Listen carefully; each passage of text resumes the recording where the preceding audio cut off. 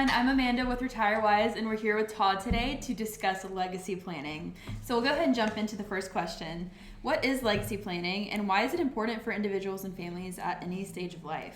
Now, that's a great question.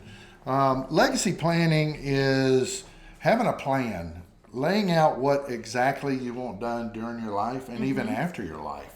You know, I look at it as, you know, have a specific plan. Don't be a burden to your family. Let them know exactly what you want done, how you want it done, how you want your, what I call personal business handled. Yep. I don't believe in, like me, for instance, I don't want to leave that on my kids. Exactly. I want to tell them exactly how I want things handled, where the money should go, and then if there's any medical issues, how to handle my life. So, you know, just have a written plan and be very specific. Yep, and that's what most of our clients that come in and say. They say they just don't want to burden their kids or their heirs or whoever it is. So that's a great point. So what are some common mistakes that you see people make when it comes to legacy planning, and how can they be avoided? Yeah, that's another good question. I think number one, they just don't have a plan. Right. They don't have a living will, or they don't have a trust. They don't have anything in writing. And then they don't, in the plan, there's a lot of different tools that you can put in the plan to help fund different things. There's different type of investments. There's life insurance. There's different things that we can help you put into play that will help with your planning. You know, the main thing is to have something in writing and be very specific. Yep. Don't, you know, as far as I'm concerned, don't leave anything up for debate. Be very specific. Don't be a burden. Be very clear. Yeah. Right. Yeah, that's great. All right, so how often should individuals review or update their legacy plan, and what life events should trigger a review? Yeah, that's another good question, Amanda.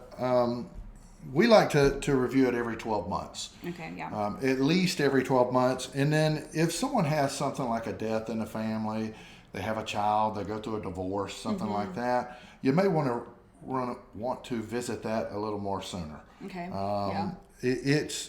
It's a piece that could be moving throughout your life. So definitely annually, but in the event of major events, a death, maybe another child born, a divorce, unfortunately, you'd want to revisit that plan a little sooner. Okay, and I'll add to that, it's also important to have your beneficiaries reviewed on your retirement accounts regularly, because you never know when something might change and you have beneficiaries which actually trump your legacy plan. The beneficiaries trump that. So if your beneficiaries aren't up to date, that's going to be a big problem. Yeah, absolutely. As well. Good point. All right. So what are the key documents everyone should have in their legacy plan, and what purpose do they serve? Yeah, another good question, Amanda. You know, once again, a written plan, a living will, a trust if you can. You need to get to that point. That might help out with probate. Life insurance with a death benefit. I think that's very important to have in a plan. That way your loved ones aren't stuck with paying a bunch of bills, and it's just another piece of the puzzle that can help protect your retirement, so that we're using insurance to pay bills, to pay mortgage, to leave a legacy for the children versus using their retirement funds. Right. All right, and that leads us to our last question. How can legacy planning help minimize taxes and ensure a smooth transfer of assets to your beneficiaries? Yeah, I think it kind of plays into the last question a little bit.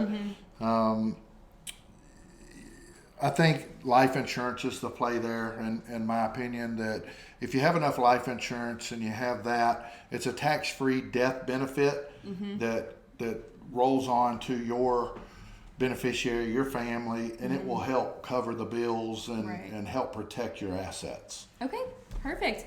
Well, that is all that we have. Thank you for all of that great information on legacy planning, and make sure that you tune in next time for more information on how to retire wise.